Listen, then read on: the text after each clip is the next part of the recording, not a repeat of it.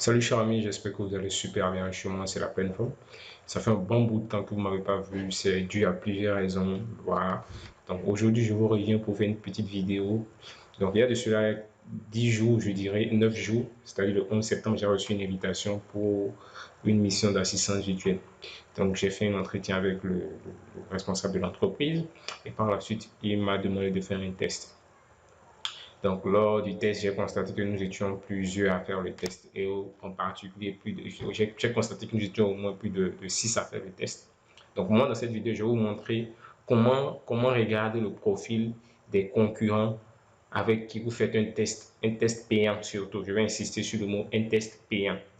Lorsque le test est payant sur Upwork, le client va activer un contrat pour chacune des personnes qui va faire le test. Donc, lorsqu'un test est payant et que le client active le contrat pour chacun des participants qui ont fait le test, vous avez la possibilité de voir les profils de ces concurrents afin de juger en fonction de votre profil quelles sont vos chances. Donc, moi, j'ai fait le test, j'ai fini le test, je suis en attente du retour du client. Sûrement, les autres concurrents également ont fini les tests. Ils sont en attente également du retour du client. Donc, moi, ce que je vais faire, je vais espionner le profil de mes concurrents qui ont eu à faire le test. Donc, pour ce faire, je vais dans la partie profil et je vais cliquer sur là, Finwork, je vais cliquer sur Proposal. Donc, je clique sur Proposal. Lorsque je clique sur Proposal, ça va m'afficher en fait mes différentes invitations que j'ai reçues, les contrats auxquels j'ai postulé, ainsi de suite. Mais ce qui m'intéresse ici, c'est Referral. Referral. Donc, je suis dans Referral. Je cherche encore. Je viens ici dans Archive.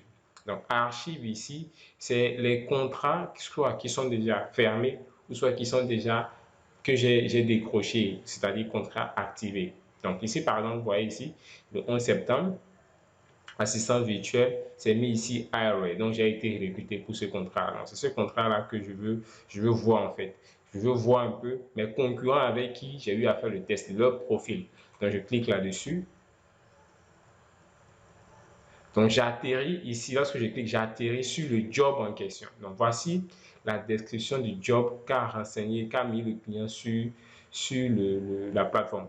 En fait, moi, j'ai été invité à postuler. Donc, je n'ai pas postulé en fait, mais j'ai été plutôt invité par le client à postuler à son job. Donc, ce qui fait que je n'avais pas toutes les informations du client, toutes ces informations-là.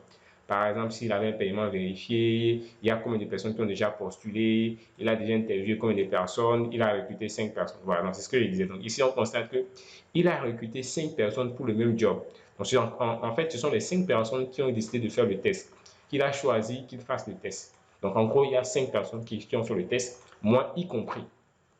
Donc en plus de cela, je vais descendre, je descends. Ici, voici un peu le message qu'il m'a envoyé la dernière fois.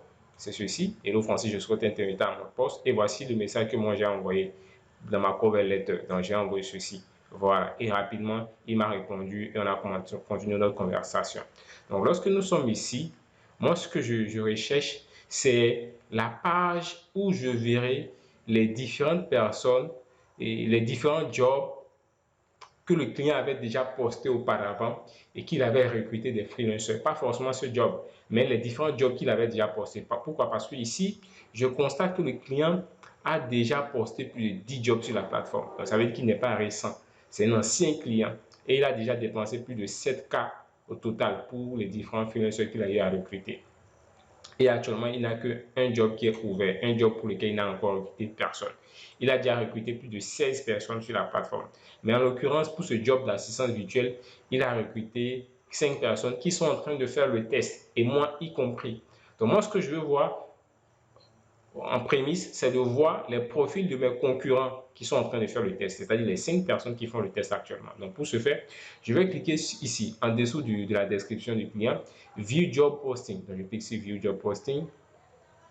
Voilà, donc voici en fait la partie View Job Posting. Donc cette partie-là qui m'intéresse.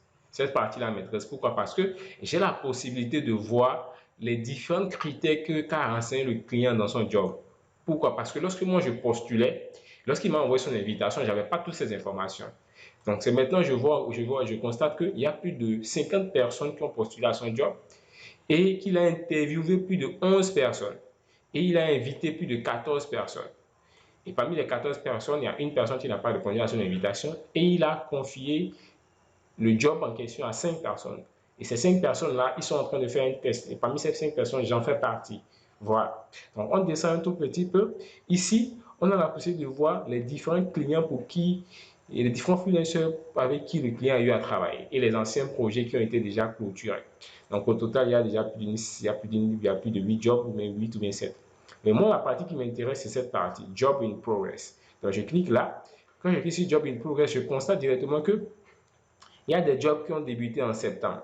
Or, le job d'assistant virtuel, le client l'a posté en septembre. Donc, je peux mettre ma main au feu et être sûr et certain que ces deux personnes-là font partie des 5 personnes qui sont en train de faire le test actuellement. Voilà, ces 2 personnes font partie des 5 personnes qui font le test actuellement. Pourquoi? Parce que c'est le même titre, et ainsi de suite. Donc, ce que je vais faire, je vais cliquer sur leur profil. Voici, il y a Lucia Tinarilala, qui est sûrement malgache, et il y a Guéni Persévérance. Je constate qu'il n'y a pas les 5 autres. Donc, il n'y a pas moi, mon profil et le profil des 3 autres personnes. Je n'ai pas compris. Sûrement, le client a créé un autre job, mais avec le même titre, et il nous a invités. Donc, moi, actuellement, je ne peux constater les 2 profils. Donc, je clique sur le profil de celle-ci. Un instant, je suis allé. Ce que je vais faire, je reviens en arrière pour ne pas que ça m'ouvre sur la même page. Donc, je vais faire ouvrir sur un nouvel onglet. Donc là, ça m'ouvre sur cet onglet.